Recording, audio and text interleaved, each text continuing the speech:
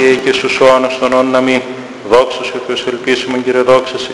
Βασιλεύ ουράνε παράκτητο πνεύμα της αληθείας, ο πανταχού παρών και τα πάντα πληρώνω, θησαυρός των αγαθών και ζωής χορηγός. Ελθέ και σκήνουσον ημίν και καθάρισον ημάς από πάσης κυλίδος και σώσον αγαθέτες ψυχάς ημών. Καθίστε. Αμήν.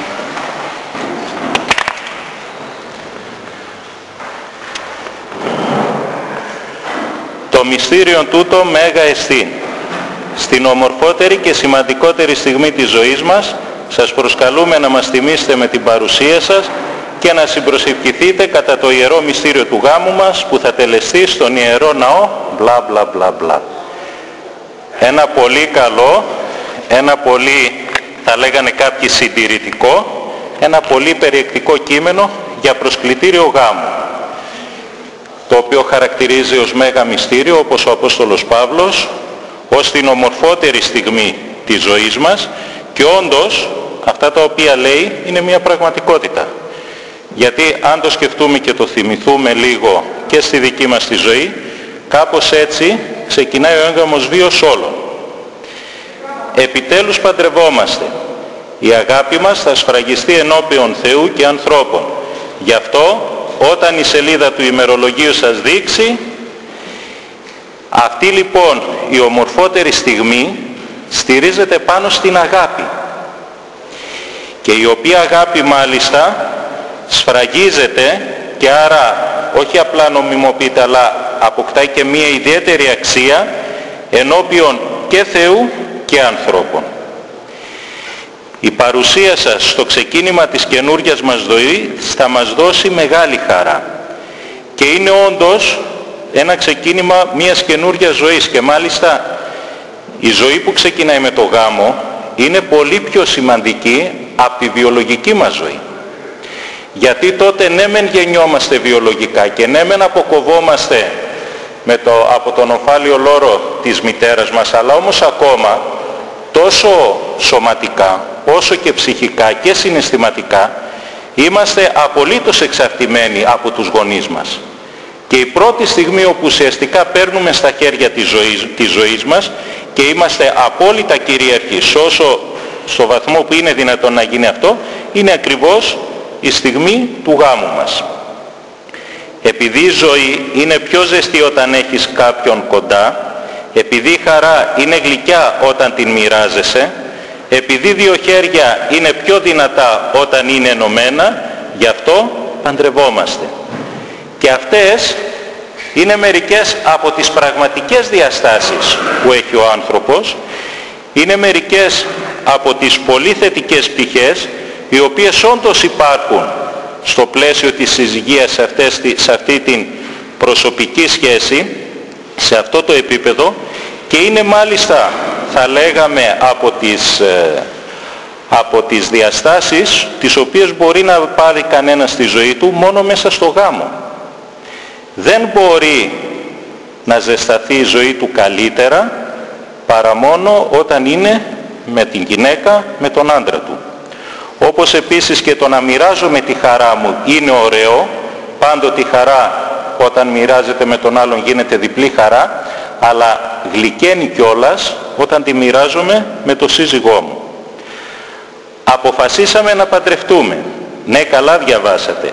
Και για όσους δεν το πιστεύουν, ας έρθουν στον τόπο του μαρτυρίου, μυστηρίου, να το διαπιστώσουν στο εκκλησάκι κτλ. Βλέπετε, κατά λάθος πήγαμε να πούμε τη λέξη μαρτύριο και αμέσως το αναιρέσαμε. Εδώ βέβαια αρχίζουν τα πράγματα λίγο να στραβώνουν, γιατί είναι δυνατόν να υπάρξει κάτι σε αυτή τη ζωή το οποίο να είναι ιδανικό. Και όπως θα δούμε ήδη από την ερχόμενη φορά, ο γάμος μέσα από την ιερουργία του έχει τη διάσταση μαρτυρίου. Κι όμως εμείς αυτή τη σκέψη λίγο θέλουμε να την αποθήσουμε. Μοίρα μας έδεσε κοινή στα πρώτα βήματά μας και σε έναν πάπυρο παλιό γράψαμε τα ονόματά μας. Υπόσχεση παντοτινή θα δώσουμε οι δυο μας. Οι δυσκολίες της ζωής μην είναι εμπόδιό μας. Να αγαπιόμαστε πολύ μέσα από την καρδιά μας, με αγάπη να τα λύνουμε τα όποια προβλήματά μας. Και σαν περάσει ο καιρός, τα χρόνια σας διαβούνε ήταν ζευγάρι ταιριαστό, όλοι για μας θα πούνε.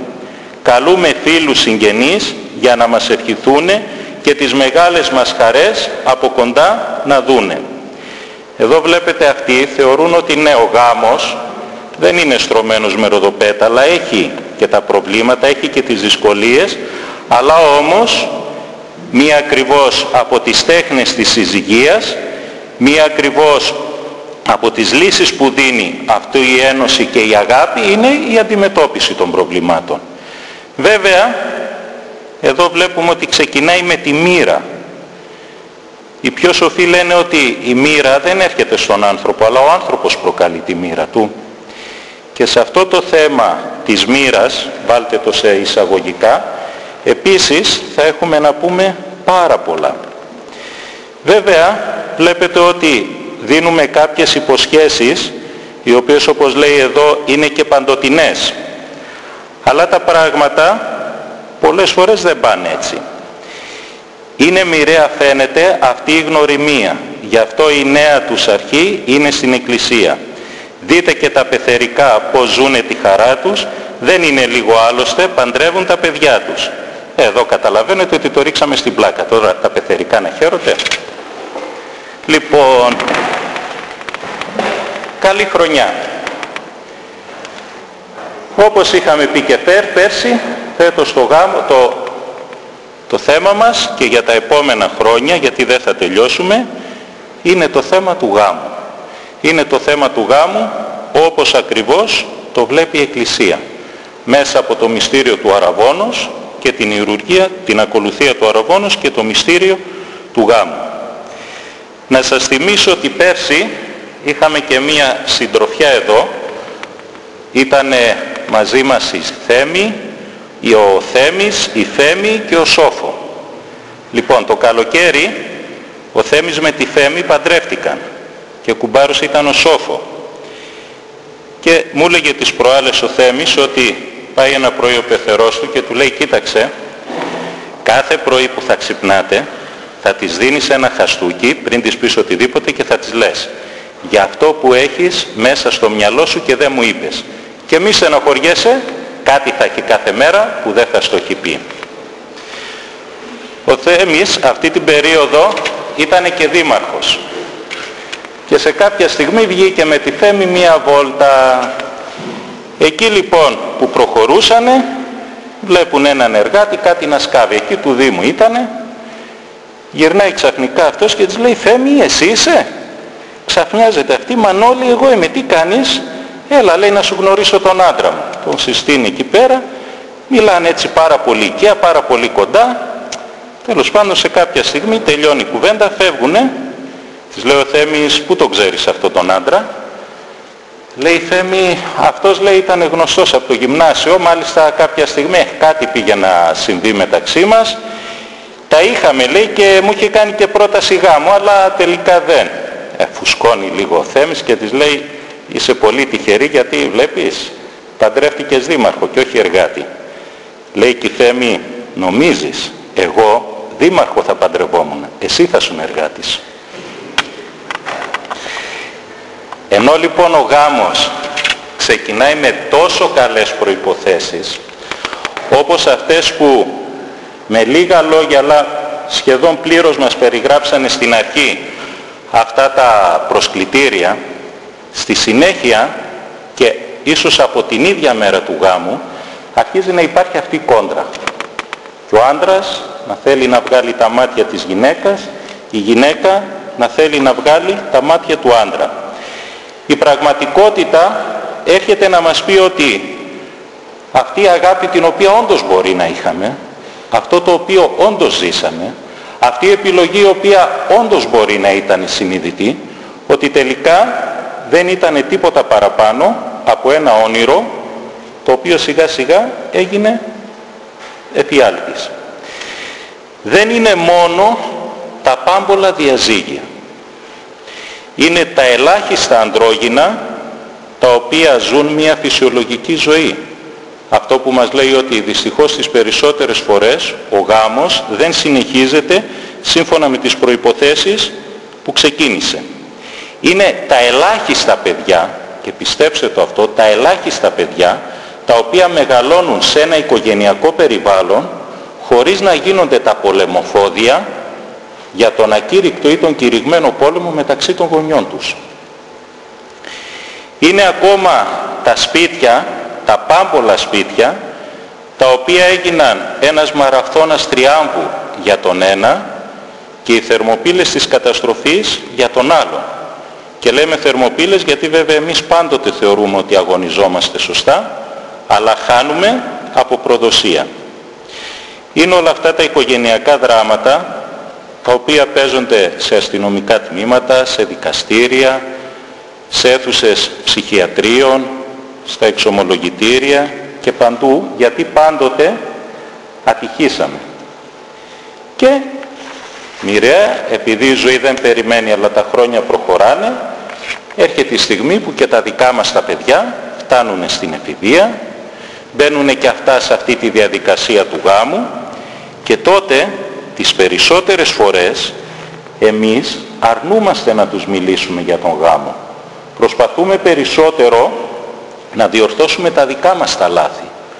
Και όποτε ανοίγουμε το στόμα μας να τους πούμε κάτι, τα οθούμε προς την πραγματική καταστροφή. Και κυρίως αυτό το οποίο από την πρώτη στιγμή βγάζουμε είναι αυτή η αιώνια, όπως το νομίζουμε, διαμάχη ανάμεσα στον άντρα και στη γυναίκα. Είναι αυτή η διχόνοια που θεωρούμε ότι υπάρχει ανάμεσα στον άντρα και στη γυναίκα και που είναι υπεύθυνη για όλα αυτά. Ο λόγος που αντιμετωπίζουμε τόσα προβλήματα στις σχέσεις μας με το άλλο φύλο σήμερα είναι επειδή ο ένας μας δεν καταλαβαίνει τον άλλον. Οι μεν άντρες δεν καταλαβαίνουν τι χρειάζονται οι γυναίκες ώστε να είναι ευτυχισμένες. Οι δε γυναίκες δεν ξέρουν να εκφράζουν τις ανάγκες τους με τρόπο κατανοητό στους άντρες. Οι παλιοί κανόνες των ανθρώπινων σχέσεων όχι μόνο δεν ισχύουν πλέον, αλλά συχνά αποδεικνύονται και αντιπαραγωγικοί. Κατανοώντας τα άγχη και τις ανάγκες των σύγχρονων ανδρών και γυναικών, θα μπορέσουμε να δημιουργήσουμε σχέση αγάπης και αλληλοστήριξης με το άλλο φύλο. Οι σχέσεις των δύο φύλων επί αιώνες υπαγορεύονταν από την αρχή ότι οι άνδρες είναι προμηθευτές της τροφής και προστάτες, ενώ οι γυναίκες πρέπει να είναι ευχάριστες και βολικές. Αν αυτή η αρχή εφαρμοστεί στη σύγχρονη ζωή, θα αποτελέσει αιτία προβλημάτων παρά λύση. Όταν οι σύγχρονοι άντρες επικεντρώνουν τις προσπάθειές τους στο να γίνουν καλύτεροι κουβαλητές και προστάτες, το μόνο που κατορθώνουν είναι να εξαντλούνται δουλεύοντας όλο ένα και περισσότερο και επιπλέον να αφιερώνουν λιγότερο χρόνο στη σύντροφό τους. Και λίγο πιο κάτω λέει: ο εγκέφαλος και το ανθρώπινο σώμα έχουν εξελιχθεί διαμέσου των αιώνων με τέτοιο τρόπο, ώστε να είναι σε θέση να αντιμετωπίζουν τις δυσκολίες των παραδοσιακών ρόλων του άντρα και της γυναίκας. Αν και ο σύγχρονος τρόπος ζωής έχει ξεπεράσει τους παραδοσιακούς ρόλους των δύο φύλων, οι νέοι τρόποι αντιμετώπισης του άγχους δεν έχουν ακόμα καταγραφεί στον εγκέφαλό μας. Σε παλαιότερες εποχές οι γυναίκες μοιράζονταν τα προβλήματά τους όχι τόσο για να βρουν λύσεις, όσο για να νιώσουν ότι κάποιος τις στηρίζει και τις συμπαραστέκεται. Η επίλυση των προβλημάτων ήταν δευτερεύουσα μπροστά στο αίσθημα της συνεργασίας και της συντροφικότητας. Οι γυναίκες στηρίζουν η μία την άλλη χωρίς όρους, χωρίς να τους το ζητήσουν και χωρίς να περιμένουν ανταλλάγματα. Αυτή η αίσθηση της συνεργασίας ισχυροποιούσε τους δεσμούς μέσα στην κοινότητα και εξασφάλιζε την προστασία και την επιβίωση των γυναικών και των παιδιών τους σε περίπτωση χειρίας. Οι άντρες δεν μπορούν να καταλάβουν αυτή την διαδικασία και αντίθετα από τους θεραπευτές δεν γνωρίζουν πώς να στηρίξουν συναισθηματικά τη σύντροφό τους. Όταν οι γυναίκες μιλούν για τα συναισθήματά τους, οι άντρες νομίζουν ότι ζητούν τη δική τους βοήθεια για να λύσουν τα προβλήματά τους και σπέβδουν ενστικτωδώς να τους προσφέρουν βοήθεια ή συμβουλές. Πάρτε για παράδειγμα έναν πυροσβέστη. Όταν δεχθεί μια κλήση πρέπει να εντοπίσει το συντομότερο τον τόπο και το μέγεθος της πυρκαγιάς και μετά να κάνει κάτι για να τη σβήσει. Δεν είναι μέρος της δουλειάς του να κάνει πολλές ερωτήσεις ή να δείξει συμπάθεια στα θύματα. Φανταστείτε τώρα αυτή τη σκηνή. Ο πυροσβέστης μας δέχεται ένα τηλεφώνημα και απαντά: «Ώστε έχετε πιάσει φωτιά, φρίκι, πώς αισθάνεστε, αλήθεια?» Έχετε ξαναβρεθεί σε πυρκαγιά? Ναι, πράγματι είναι αποπνικτικά. Εγώ έχω βρεθεί σε πολλές πυρκαγιές. Λυπάμαι που αισθάνεστε τόσο άσχημα. Είστε ολομόναχος? Είναι φανερό ότι τέτοιου είδους συμπάθεια είναι εντελώς άχρηστη για την περίσταση. Αυτό το απλό αλλά αντιπροσωπευτικό παράδειγμα δείχνει γιατί οι άντρες δεν μπορούν να ακούν τις γυναίκες χωρίς να τους προσφέρουν λύσεις. Είναι πραγματικά μια μεγάλη αλλαγή για τους άνδρες να μάθουν να ακούν χωρίς να προσπαθούν να σβήσουν αμέσως τη φωτιά. Αυτό είναι ένα άρθρο το οποίο το γράφουν κάποιοι ψυχολόγοι και ήταν πολύ μεγάλο, και προχωρώντας πιο κάτω είχε και από την άλλη μεριά που έλεγε οι γυναίκες τι λάθη κάνουν και οι άντρες πώς τέλος πάντων βασανίζονται. Εγώ να σας πω την αλήθεια, δεν άντεξα να το διαβάσω και ούτε καν είδα ποιος το έγραψε. Αλλά όμως το πήρα γιατί δυστυχώς εκφράζει σε μεγάλο βαθμό τη δική μας συμπεριφορά απέναντι στη ζωή μας και πιο συγκεκριμένα απέναντι στο γάμο μας. Αυτό το κομμάτι που θίγει, που λέει ότι δεν ακούν οι άντρες και δεν. Εντάξει, εγώ αναρωτιέμαι, άραγε αυτός ο άνθρωπος που το γράφει έχει ποτέ του εξομολογηθεί? Έχει καταλάβει τι είναι αυτό το μυστήριο? Έχει δει πόσα προβλήματα υπερβαίνονται, πόσο μπορεί να γεμίσει ο άνθρωπος, πόσο το όποιο κενό κατανόησης έχει ο άντρας ή η γυναίκα μου μπορεί να καλυφθεί και στο ανθρώπινο επίπεδο, γιατί αυτός που με ακούει είναι ο πνευματικός αλλά είναι και άνθρωπος, αλλά όμως και με την βοήθεια του Θεού? Σίγουρα όχι. Και πέρα από αυτό εδώ έτσι την άγνοια, δεν ξέρω γιατί, αλλά μου φαίνεται ότι κάτι έχει και με τους πυροσβέστες. Τέλος πάντων. Κάποτε έλεγε ένας καλόγερος, ήταν στη σκήτη της Μικράς Αγίας Άννας, πήγε λέει ένας να εξομολογηθεί σε ένα γέροντα. Μπήκε μέσα και βγήκε μετά από 8 ώρες.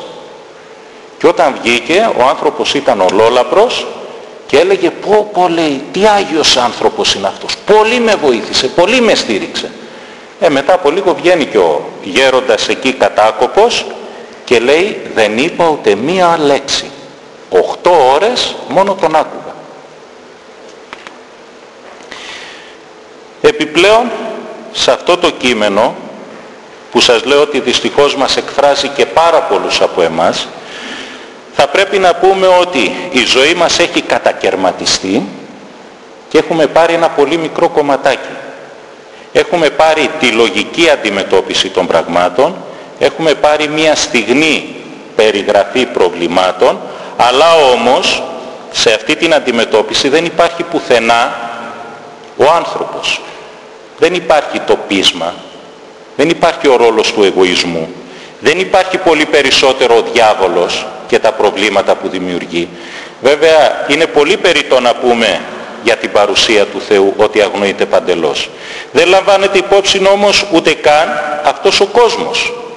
Δεν λαμβάνονται υπόψη και τα προσωπικά πάθη που ο καθένας κουβαλάει και δημιουργούν όλα αυτά τα προβλήματα μέσα στο γάμο. Τα ξεχνάμε όλα αυτά, βάζουμε ένα χ και ξεκινάμε από το μηδέν. Λες και τώρα εμφανιστήκαμε πρώτη φορά στον κόσμο και γύρω μας δεν υπάρχει τίποτα άλλο. Και άρα λοιπόν το να επικοινωνήσουμε, το να μιλήσουμε, το να κάνουμε είναι καθαρά θέμα δικό μου και δικό σου και μάλιστα θέμα μόνο διαθέσεων. Διότι και εγώ ελέγχω πλήρως τον εαυτό μου και εσύ ελέγχεις πλήρως τον εαυτό σου. Και άρα αυτό που θέλουμε, αυτό είναι που κάνουμε. Δεν σκεφτόμαστε καθόλου την πραγματικότητα, δεν είμαστε καθόλου ρεαλιστές, δεν σκεφτόμαστε το εφικτό, δεν σκεφτόμαστε το ωφέλιμο. Και εδώ ερχόμαστε πραγματικά και τα όποια προβλήματα έχουμε τα υπερμεγεθύνουμε. Πάει ο ξάδερφος, δεν θα πούμε τη ράτσα, θα καταλάβετε πολλών από εδώ, σε ένα εστιατόριο, κάθεται τέλος πάντων, φωνάει στον γκαρσόνι, του λέει «Γκαρσόν, αυτό το ποτήρι δεν έχει άνοιγμα. Ούτε πάτο έχει, να μου φέρεις άλλο». Λοιπόν, ο κάθε ένας βλέπει τα πράγματα όπως θέλει. τα εξηγεί όπως θέλει και βγάζει όποια συμπεράσματα θέλει. Πέρα όμως από αυτά υπάρχει και μία πραγματικότητα. Και υπάρχει μία πραγματικότητα η οποία είτε μας αρέσει είτε δεν μας αρέσει, είναι αντικειμενική. Και η πραγματικότητα λοιπόν λέει ότι το ποτήρι μπαίνει ανάποδα για να μην παίρνει από μέσα σκόνη, και αυτό είναι ο πάτος και αυτό είναι το στόμα. Τώρα εσύ όπως θες εξήγησέ το, όπως θέλεις λάβε το υπόψη και κάνε όλα σου τα παράπονα. Βλέπετε ότι τα 2 προηγούμενα χρόνια ήρθαμε και σταθήκαμε στη φύση του άντρα και στη φύση της γυναίκας. Και όσο ήταν δυνατόν βλέπαμε κάποια κοινά χαρακτηριστικά που έχουμε, γιατί άλλο πράγμα είναι ο άντρας, άλλο πράγμα είναι η γυναίκα. Και πάρα πολλά προβλήματα ήρθαμε και τα αντιμετωπίσαμε τοποθετώντας τα σε αυτό το πλαίσιο. Και να καταλάβω λόγου χάρη ότι αυτό που λέει εδώ και είναι το πιστεύω πάρα πολλών μας, είναι η αιτία των περισσότερων προβλημάτων μας. Λέει, ο σύγχρονος τρόπος ζωής έχει ξεπεράσει τους παραδοσιακούς ρόλους των 2 φύλων. Μα το να ξεπεραστούν οι παραδοσιακοί ρόλοι των 2 φύλων σημαίνει ότι αλλάζει η φύση του άντρα, αλλάζει η φύση της γυναίκας, και έτσι αυτά τα 2 όντα μπορούν να συνυπάρξουν με μία από διαφορετικές θέσεις. Είναι αυτή η αλλαγή, αυτή ακριβώς η παραβίαση των φυσικών ρόλων μας, η αιτία του άγχους και όλων των προβλημάτων, και λέει βέβαια ο ίδιος διαπιστώνοντας παρακάτω ότι οι νέοι τρόποι αντιμετώπισης του άγχους δεν έχουν ακόμα καταγραφεί στον εγκέφαλό μας, και προσθέτω εγώ ότι ούτε πρόκειται. Διότι ο παραδοσιακός ρόλος του άντρα και της γυναίκας μέσα στη συζυγία δεν είναι αυτός που περιγράφει εδώ. Ο άντρας κουβαλητής και η γυναίκα το χαρούμενο κουκλάκι, τραλαρί τραλαρό, τι καλός που είναι ο άντρας μου. Εντάξει, λίγο αν έπαιρνε και να διάβαζε τη γένεση, έβλεπε ότι άλλος είναι ο ρόλος του άντρα, άλλος είναι ο ρόλος της γυναίκας από αυτούς που περιγράφει εδώ. Πολύ δε περισσότερο θα καταλάβουμε ποιο είναι η φυσική μας θέση μέσα στην συζυγία, βλέποντας λίγο τα πράγματα μέσα από το μυστήριο του γάμου. Και εδώ χτίζεται δυστυχώς μια πάρα πολύ μεγάλη πλάνη, ότι ο κόσμος εξελίσσεται, ότι ο άνθρωπος αλλάζει, ότι οι κοινωνίες πάνε μπροστά και ό,τι. Αυτό είναι τεράστιο λάθος και είναι ψέμα και είναι παγίδα και είναι επικίνδυνο. Ο άνθρωπος, ό,τι και να γίνει, πάντοτε θα έχει ανάγκη το νερό και τον αέρα για να ζήσει, και το ψωμί. Αυτά δεν πρόκειται να αντικατασταθούν ποτέ. Ούτε το αίμα πρόκειται να αντικατασταθεί ποτέ. Το να αλλάξουν τα ρούχα που φοράω δεν σημαίνει ότι άλλαξε η φύση μου. Το να αλλάξει το χτένισμά μου, το να αλλάξουν τα σπίτια που έχω, δεν σημαίνει ότι άλλαξαν οι κανόνες της κοινωνίας. Αυτά είναι πράγματα τα οποία έχουν τεθεί με τη δημιουργία από τη φύση, και η φύση αυτή οποτεδήποτε έρχεται να αλλάξει σε κάποιες θεμελιώδεις αρχές που την στηρίζουν, τότε αντιδρά. Και όλα αυτά τα προβλήματα τα οποία έχουμε σήμερα και όλα αυτά τα προβλήματα τα οποία έχουμε μέσα στον γάμο μας είναι ακριβώς η αντίδραση της φύσης μας, επειδή εμείς την παραβιάσαμε. Δεν είναι δυνατόν να φτάσει ο άνθρωπος σε κάποια στιγμή και να ικανοποιηθεί φυσιολογικά με τη φιλαυτία και όχι με την αγάπη. Δεν γίνεται αυτό το πράγμα. Όσο καλά και να το στήσω, όσο και να βρω ανθρώπους να μου υποταχθούν, όσο ρόδινα και να έρθουν τα πράγματα, εάν εγώ δεν έχω αγάπη, εάν εγώ δεν θυσιαστώ για κάποιον, ηρεμία και γαλήνη μέσα μου δεν πρόκειται να βρω. Δυστυχώς όμως κάνουμε εξ αρχής κάποια τέτοια τραγικά λάθη και μετά νομίζουμε ότι το πρόβλημα είναι ο τρόπος με τον οποίο χειριζόμαστε τις καταστάσεις της ζωής μας. Νομίζουμε ότι το πρόβλημα είναι ο τρόπος που συμπεριφέρομαι στη γυναίκα μου, είναι το ποιος είναι ο άντρας μου, ότι το πρόβλημα είναι ο κόσμος, το α και το β. Κοιτάξτε λίγο. Το πρόβλημα δεν είναι η γυναίκα μας. Το πρόβλημα είναι ο άντρας της γυναίκας μας. Το πρόβλημα δεν είναι ούτε η πεθερά μας, ούτε ο γιος της. Το πρόβλημα είναι η νύφη της πεθεράς μας και η γυναίκα του γιού της. Και αν εμείς καθίσουμε και επιστρέψουμε στη φυσική μας θέση, όχι πλέον σαν προσωπικότητες, σαν άντρες ή σαν γυναίκες όπως το βλέπαμε πέρσι και πρόπερσι, αλλά μέσα στο ρόλο της συζυγίας, τότε να είστε σίγουροι ότι το 90% των προβλημάτων θα λυθούν. Και θα λυθούν χωρίς να αλλάξει ο άλλος. Έχω ένα σύζυγο, μία σύζυγο, ο οποίος δεν με καταλαβαίνει. Ποια είναι η λύση? Το να δείξει λίγη κατανόηση, το να αρχίσει να καταλαβαίνει. Αυτή είναι η μία λύση. Και μάλιστα αυτή είναι η λύση η οποία εξαρτάται από τον άλλο. Υπάρχει και άλλη λύση. Να καταλάβω επιτέλους εγώ ότι δεν μπορεί να με καταλάβει. Και να αρχίσω να συμπεριφέρομαι με γνώμονα αυτή την αδυναμία του. Δεν μπορώ να περιμένω 10 από αυτόν που δεν έχει ούτε μισό. Το πρόβλημα λύνεται γιατί εξαρτάται πλέον από μένα. Αν έρθουμε λίγο και δούμε τα πράγματα κάπως έτσι, θα διαπιστώσουμε τότε ότι τα περισσότερα προβλήματα που αντιμετωπίζουμε είναι κοινά. Και θα ξεφύγουμε από έναν μεγάλο πειρασμό. Από τον πειρασμό ότι διάλεξα λάθος άντρα και ότι πήρα λάθος γυναίκα. Ήδη βέβαια και τα προηγούμενα χρόνια το είδαμε αυτό σε πάρα πολλές περιπτώσεις, αλλά συνεχώς αυτό αρχίζει και βγαίνει. Λέγαμε μία φορά με μία κοπέλα, νιόπαντρη, τέλος πάντων λίγα χρόνια παντρεμένη, η οποία έφευγε σε μία γνωστή τακτική του όταν της μιλούσε ο άντρας της, να προσέχει το με ποιον τρόπο της μιλάει, το σε ποια στιγμή τα λέει, 1000 άλλα εκτός από το τι της λέει. Και της είπα λοιπόν ένα παράδειγμα και της λέω ότι... της λέω κάποτε μιλούσε ένας άντρας με τη γυναίκα του και της έλεγε κάποια παράπονα.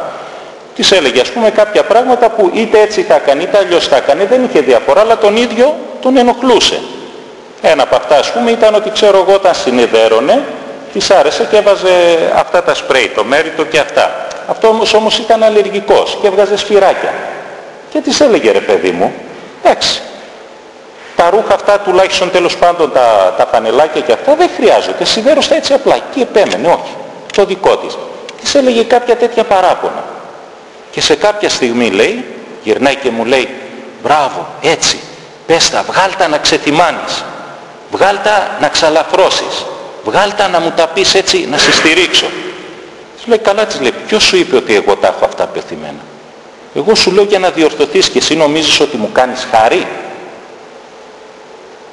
Και καθώς της έλεγα αυτή την ιστορία, ξαφνικά σταματάει και μου λέει, πατέρ, μήπως αυτό σου το είπα εγώ? Εν τω μεταξύ, επειδή εγώ θυμόμουν ποια μου το είπε, της λέω, σίγουρα όχι. Έγινε και σε εσάς? Ναι. Σας λέω ότι από τότε την έχω πει 4-5 φορές την ιστορία και ζήτημα μία να μου είπε ότι «Α, ναι, έτσι γίνεται». Δεν της είχε συμβεί αυτής. Όταν λοιπόν έρχομαι και βλέπω τέτοια πράγματα, καταλαβαίνω ότι το πρόβλημα δεν είναι η γυναίκα μου, αλλά το πρόβλημα είναι ο πόλεμος που δέχεται η συζυγία μου. Και το ότι με αυτόν τον άνθρωπο είμαστε αντρόγυνο δεν έχουμε καταλάβει ούτε τι σημαίνει, ούτε τι αξία έχει, ούτε και για ποιον λόγο πολεμείται. Άρα λοιπόν θα έρθω και θα καταλάβω ότι μέσα στο γάμο θα εκφραστεί ιδιαίτερα το αιώνιο, το προαιώνιο πάθος της γυναίκας, η φιλαυτία, ο αγώνας της για κυριαρχία επάνω στον άνδρα από εγωισμό. Βέβαια, για να μην λέμε και του άνδρα έτσι, να μην τον αφήνουμε λίγο, θα πούμε αυτό που είχαμε πει και πέρσι και είπε ένας Αμερικάνος, ότι η γυναίκα είναι εκείνο το καρφάκι στο οποίο ο αστείος κρεμάει τις πλάκες του, ο κήρυκας στις διδαχές του, ο γκρινιάρης στις γρουσουζιές του, ο αμαρτωλός τις δικαιολογίες του.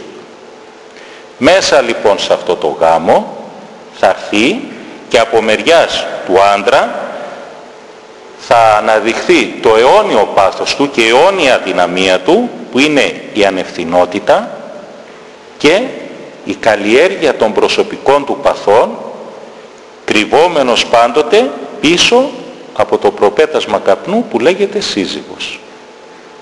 Αυτά κανένας δεν μπορεί να τα αποφύγει. Αν έρθουμε και αντιμετωπίσουμε αυτά τα βασικά προβλήματα και δούμε πόσα είναι αυτά και σε τι βαθμό μας επηρεάζουν, τότε μπορούμε να συζητήσουμε και για τις ιδιαιτερότητες που έχει αυτός ο συγκεκριμένος άντρας και αυτή η συγκεκριμένη γυναίκα.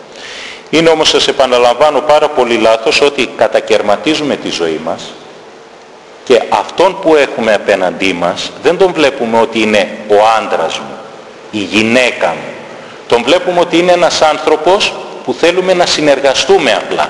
Αυτή η ψυχρή λογική που αντιμετωπίζεται πάρα πολλές φορές και από μας και δυστυχώς και από πάρα πολλούς ψυχιάτρους και από πάρα πολλούς έτσι οι οποίοι υποτίθεται ότι έρχονται για να βοηθήσουν, αλλά τελικά ζημιά κάνουν. Λοιπόν, ο γάμος είναι και μπορεί να αποτελέσει την αιστεία της ευτυχίας μου. Και με τον τρόπο που ζούμε σήμερα, με την ελευθερία που έχουμε εξωτερικά, μπορούμε όντως, αν έχουμε και εσωτερική ελευθερία, να έρθουμε και να τον καλλιεργήσουμε αυτό το γάμο και να βρούμε τη χαρά. Αρκεί όμως να μην πετάμε στα σύννεφα. Γιατί δυστυχώς στην αρχή του γάμου πετάμε στα σύννεφα και λίγο καιρό μετά βαδίζουμε στον άδει. Όχι. Ούτε ψηλά ούτε χαμηλά. Πάνω στη γη. Απλά και ρεαλιστικά. Πάει, λέει, ένας γέροντας να υποταχθεί, ένας νεαρός να υποταχθεί σε ένα γέροντα, να γίνει καλόγερος. Τον βλέπει λοιπόν ο γέροντας και του λέει, εντάξει, του λέει να μείνεις. Την άλλη μέρα υποτίθεται ότι θα αρχίσαν να συζητούσαν, να κάνουν, να ράνουν, για να του πει ο γέροντας έτσι πώς ζουν οι καλόγεροι, τι κάνουν, τι πρέπει να προσέξει, πώς θα ζει τέλος πάντων. Την άλλη μέρα όταν ξυπνάνε το πρωί ρωτάει ο γέροντας τον νεαρό και του λέει πώς με βλέπεις, του λέει είσαι ο Θεός. Καλά, του λέει, κάτσε εδώ. Κάθονται μια εβδομάδα, εκεί ζουνε χωρίς να λένε τίποτα.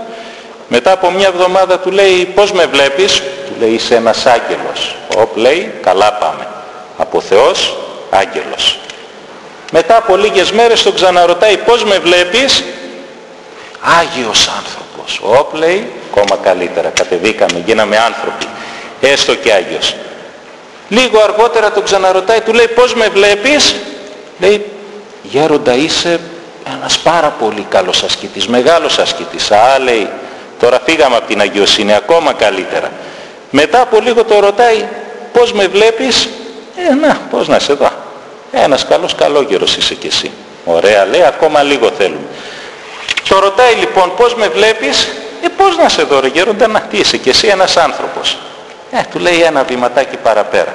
Μετά από λίγο το ρωτάει, του λέει πώς με βλέπεις, του λέει γέροντα να σου πω αλήθεια, να μου πεις, λέει, δεν σε αντέχω ρε παιδί μου, δαίμονας είσαι δαίμονας. Πολύ ωραία, λέει, τώρα μπορούμε να μιλήσουμε. Χρειάζεται αυτή η απομυθοποίηση.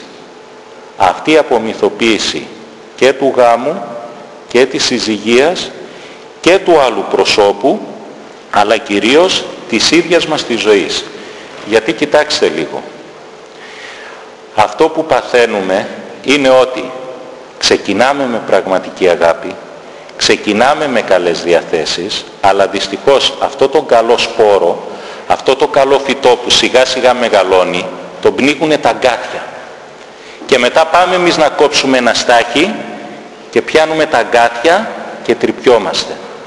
Και λέμε ότι το σιτάρι δεν είναι καλό. Χρειάζεται λοιπόν να γίνει αυτή η απομυθοποίηση. Να πατήσουμε λίγο στη γη. Να πάψουμε να αισθανόμαστε μεγάλους έρωτες και να κάνουμε μεγάλα όνειρα, να λέμε πολύ μεγάλα λόγια και να πατήσουμε λίγο στην αρχή, στη γη, και να αφήσουμε την καρδιά να αισθανθεί, την καρδιά να μιλήσει. Σε όλα αυτά που θα πούμε θα δείτε ότι το κυρίαρχο χαρακτηριστικό από την ανθρώπινη μεριά είναι ότι η λογική θα πάει περίπατο. Αυτό το οποίο θα κυριαρχεί θα είναι η καρδιά και η λογική θα ακολουθεί. Το ακριβώς αντίθετο από αυτό που κάνουμε. Και εκεί θα μπούμε σιγά σιγά στα μονοπάτια αυτού του καταταλαιπωρημένου γάμου, ο οποίος είναι ταλαιπωρημένος ευθύς εξ αρχής. Ευθύς εξ αρχής. Ο γάμος μας, θα πω μία κουβέντα γιατί αυτό θα είναι το θέμα του άλλου Σαββάτου, είναι αποτυχημένος εξ ορισμού για έναν και μοναδικό λόγο. Γιατί πάμε στο ψαρά και του ζητάμε πατάτες. Ζητάμε πράγματα τα οποία δεν υπάρχουν και περιφρονούμε πράγματα τα οποία υπάρχουν μέσα στο γάμο. Η μεγαλύτερη ίσως αστοχία που κάνουμε είναι στο θέμα του στόχου που θέτουμε για το γάμο. Σήμερα είναι 27 Οκτωβρίου. Είναι η γιορτή του Αγίου Νέστορος, αλλά όμως είναι και η γιορτή της Αγίας Πρόκλης. Το έχουμε ξαναναφέρει μαζί και με άλλες γυναίκες σπουδαίων και μεγάλων και τρανών ανδρών, οι οποίοι έχουν αιματοκυλήσει την ιστορία. Ήταν λοιπόν η σύζυγος του Πιλάτου, ενός από τους πιο τραγικούς ανθρώπους αυτή του κόσμου, ο οποίος ενώ είχε συνειδητοποιήσει ότι ο Ιησούς Χριστός αν μη τι άλλο ήταν αθώος, προκειμένου να έχει μία εύνοια του Καίσαρα τον σκότωσε και λίγο μετά ο Καίσαρας τον εξόρισε και πέθανε βασανισμένος στην εξορία. Αυτή η γυναίκα έχει περάσει στα ψηλά. Κανένας δεν την γνώριζε. Έμεινε πάντοτε μέχρι τέλους μαζί με τον σύζυγό της. Και όταν εξορίστηκε στη Γαλλία τον ακολούθησε. Και πέθαναν και οι δύο μαζί από τις κακουχίες. Μπορούμε να πούμε ότι είναι ένα σήμαντο πρόσωπο? Μπορούμε να πούμε ότι απότυχε? Κοιτάξτε λίγο. Θα μπορούσε να συμβεί κάτι τέτοιο αν ήταν απλά η Πρόκλη. Δεν είναι όμως η Πρόκλη, αλλά είναι η Αγία Πρόκλη. Και ακόμα κι αν ο σύζυγός της την αγνόησε και δεν την άκουσε, ακόμα και σε εκείνη την καμπή της ζωής του, όταν σταύρωνε τον Χριστό, ο Θεός την γνωρίζει. Αμήν.